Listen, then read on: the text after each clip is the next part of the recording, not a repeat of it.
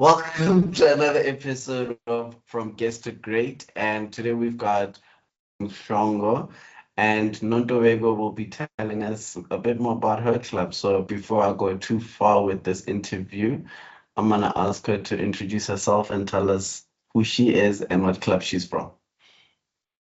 Over to I you, am. Nontowego. Thank you, Sean. I'm Nontobeko Mhlongo, currently in Crest Connect Toastmasters Club. We're based in Durban. We have online meetings every first and third Tuesday of the month, and then one in-person meeting every last Saturday of the month in the Kloof area of Durban. And I'm currently the Vice President of Membership. Oh, nice. Oh, nice, nice. I actually like that idea where you guys have the physical meeting. That's nice. And what she left out is that she's an area director that has been, I believe, distinguished. So she left out that part.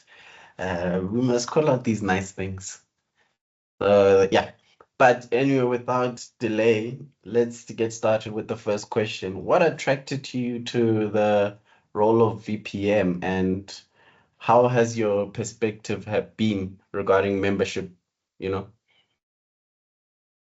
Vice President of Membership is a challenging role in that you have to partner with VPPR mainly, but also VPE to ensure one, that the members achieve their own individual goals. Because as VPM, my role is to help them get mentors, ensure that their mentors are supporting them in their goals.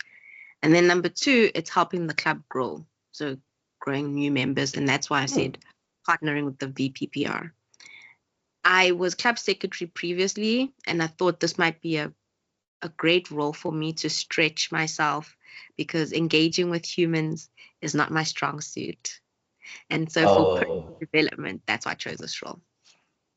great. So from an introvert to, to now dealing with people, I guess that's a nice way of getting out of your shell. And I love the fact that you guys do mentorship, and it's such an important one. We tend to neglect mentorship in clubs. And can you tell us some more about the importance of mentorship? I know I'm going off script here, but I like mentorship. What I've found is the members that have an active relationship with their mentor, they're the ones that actually go a lot further in their journey within Toastmasters. In the absence thereof, what I've noticed in my club specifically is it's easier for members to fall by the wayside. When work becomes challenging, when personal life becomes challenging, it's easy to put Toastmasters aside. But if at the start, excuse me, you've set up your relationship with a mentor, when those difficulties come, the mentor can help you navigate that. And that's why I think it's important. So for my specific mentees, I don't just help them with Toastmasters, it's also just helping them with balancing life in general. Because if you figure that out, Toastmasters won't be impacted as much. Oh, great. The peer aspect of things. I love that. I love that. And then we're gonna move on to the next one. What strategies have been most effective in attracting new members to your club? This one is a challenge.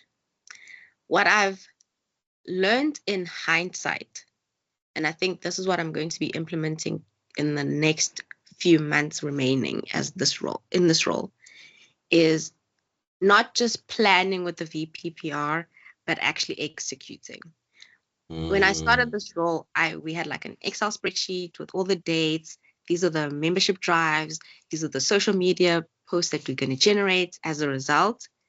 And then we were split into our own silos to execute. And that's been a challenge because what it means is you are almost playing catch up with the other person to deliver. So, what I've seen with other clubs is the partnership between the VPPR and VPM is critical. So, when they are posting social media posts about the club in general, but also inviting people to membership drives or demo events, then we are all on one accord. I agree with you, you know, in Toastmasters, we love spreadsheets, guys. I'm not gonna lie to you. In Toastmasters, we love spreadsheets. And in the midst of us loving spreadsheets, we design them, we neglect them, you know, and it's one of those problems. But I'm seeing a pattern here in terms of the VPE, VPM, and the VPPR. It seems to be an important trio, you know, in a club setting. So I think that's something that people can take away, that the VPE, VPM, and the VPPR should be working together, you know. So yeah. How does your club ensure new members feel welcome and integrated into the journey? I know you did touch a little bit on the mentorship, but are there any other things that you guys do?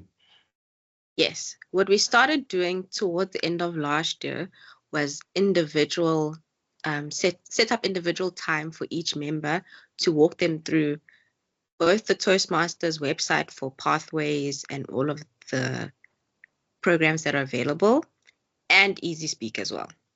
Initially, we used to have like a full-on onboarding with all the new members. And what we found is people stare, they nod, and then they never click the buttons.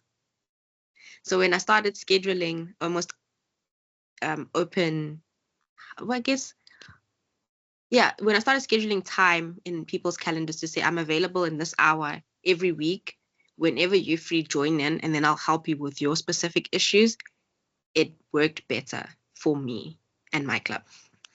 The member orientation kind of almost things. At my club, we had that when I first joined.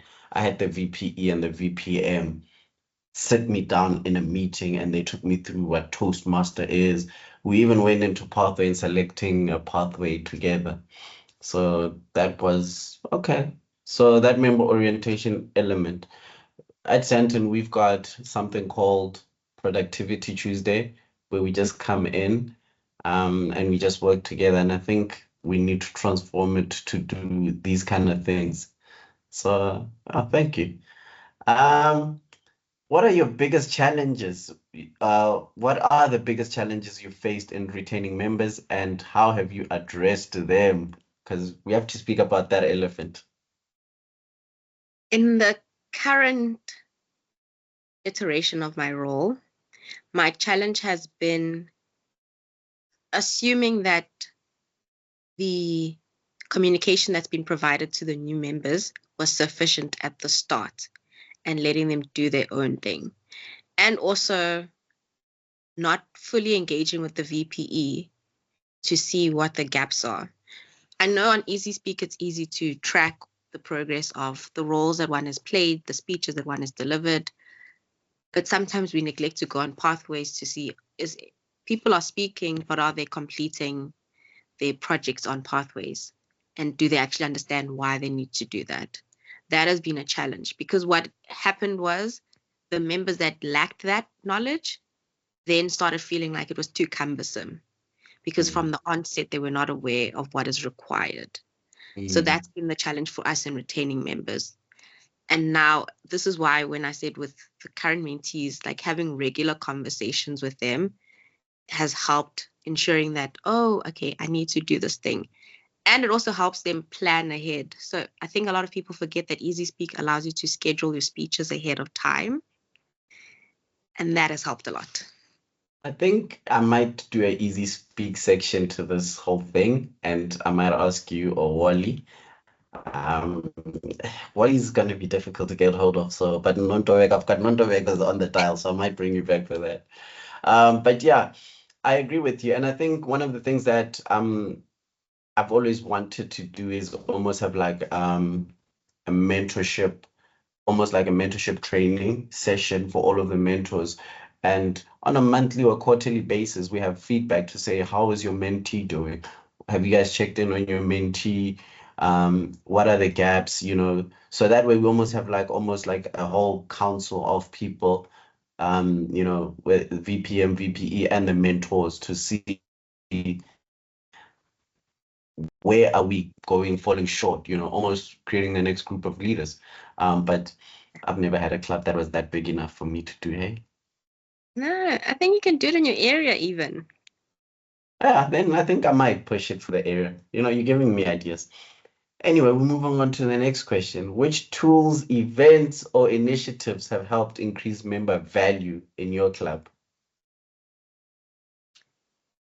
In my club, the tools that have helped is the individualized attention Mm, to ensure that they get the most value. One of the other mentors in the club has said one of their mentees has benefited in having almost bi-weekly conversations talking about their speeches as well as their roles, which enables the mm. VP to schedule them for whatever roles they want to work on going forward. What I've stolen from other clubs, I will say, is for members to actually be encouraged to raise their hands in the meeting itself for Yes, the next one. That's yes. something that I'm trying to implement in my club going forward now because I've seen how valuable that's helped in scheduling VPEs, but also ensuring that the members are committed to be there the next time around. And they're I aware know. when the next meeting is. I know, but I love that. I saw that at Four Ways Firebrand. I saw that and I was like, oh, okay, so you can do this. And we started doing that. And it has fallen, it has hurt me more than anything else because in the meetings, I'm like a senior person. I have to always put my hand up. I'm like, make me time. I'll speak. I will, so it does come back, but it's a good initiative. Ask them. There's nothing wrong. The guests, what I've seen is that the guests also are like, oh, so this is what happens with the meeting. So they actually prepare well in advance, and we actually are encouraged to volunteer. And we've seen more and more people looking to participate as guests, and when we do that. So big ups. Now, I'm gonna throw in an added question. What challenges are you guys facing as a club? We're struggling. Some of us are struggling. What are you faced with? Our biggest hurdle now is retention and growth in the last quarter. We've now set ourselves almost a month, no, every for each month we've got 2 drives scheduled already to help us in that sense. And yeah, so that's going to help us in the growth part of it. The retention part of it is the things that I'm now learning from visiting other clubs that I've shared Hmm. with you to ensure that we support them ahead of time, to ensure that we ask people to raise their hands. And because it's easier when we can see each other face to face or online than when I'm WhatsApping you or emailing you or calling you. The biggest challenge for us is retention and growth. I agree. I think that is a district-wide issue.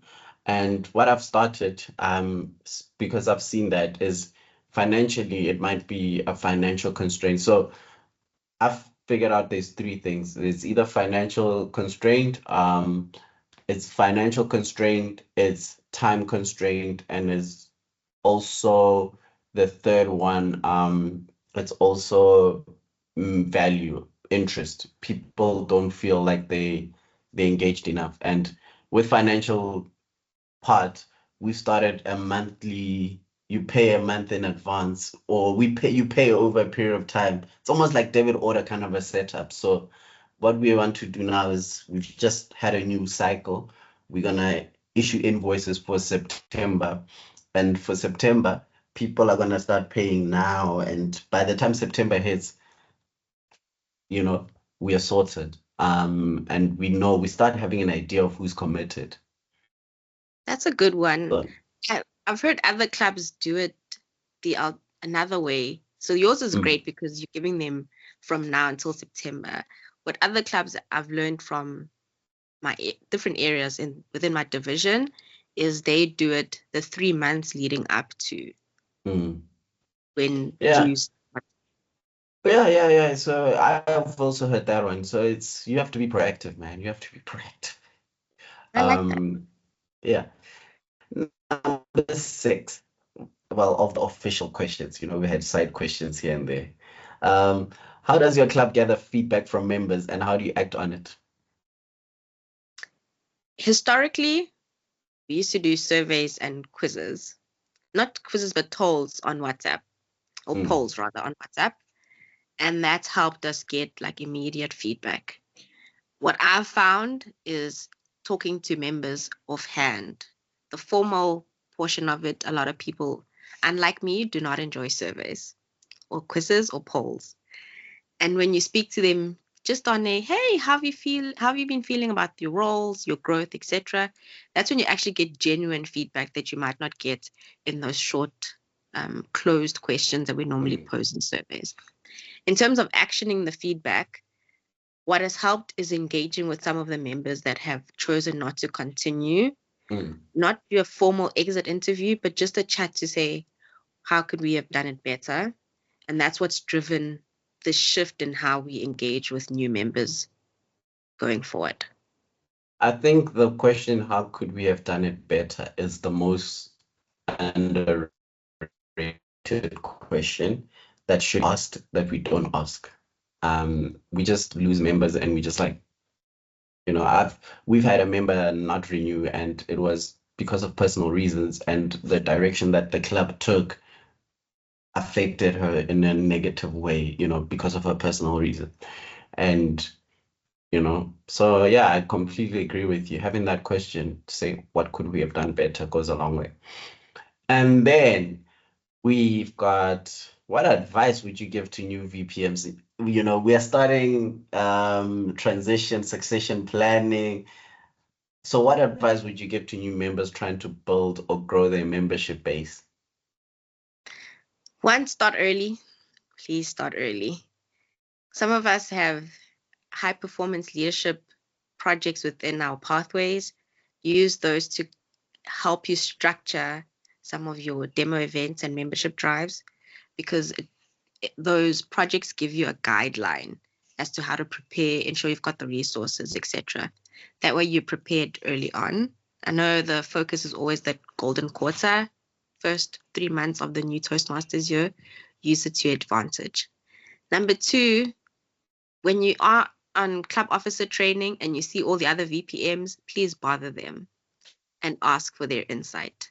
I did not do that, but I was fortunate as area director that I got to visit other clubs, and then I got to learn from observing and engaging with them.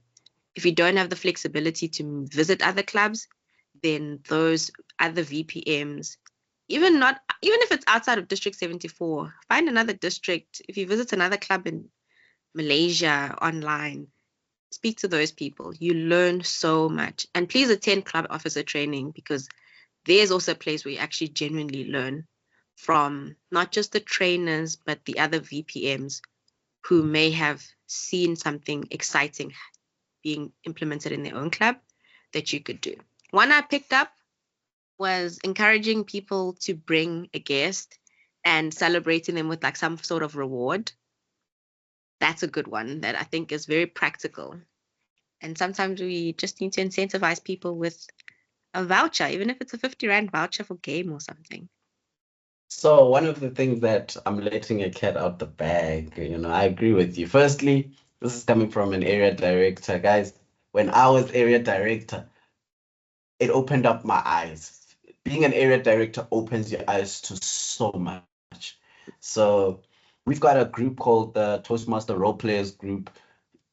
Be part of that group, get in there, take up roles, visit other clubs. I've made some great friends just by being part of that group. I've got friends that are not in South Africa, and some of them are part of this project. So do that. Go to other clubs. You'll be amazed at what you learn. And I agree with you. Couldn't have said it better. Attend those trainings. Those trainings are where you get to have conversations, and don't be afraid to ask. Don't be afraid to ask. What's the worst that could somebody say to you? I don't know, or they don't share with you. At least you've asked. The best thing is that you've learned.